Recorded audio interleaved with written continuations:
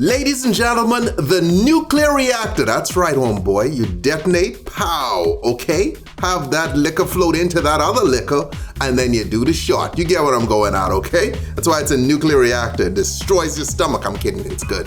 Okay, so hit that with some melon liqueur. Come behind it with Everclear. No, it's not good, okay? Everclear is that's a stomach destroyer. Sweet and sour, shake, shake, shake. And we pour that into a shot glass, preferably a tall shot glass. Now, here's the movie magic, okay? You grab another cocktail glass, flip that tall shot glass in it, bang, okay? Now we put in some lemon lime soda, okay? Or 7-Up or Sprite if they were paying us, but I can't say their names because they're not compensating us in any shit. Wait, hit this with some blue raspberry vodka, okay? Come behind it with some island pucker just to get a nice blue, okay? This is an awesome shot, all right?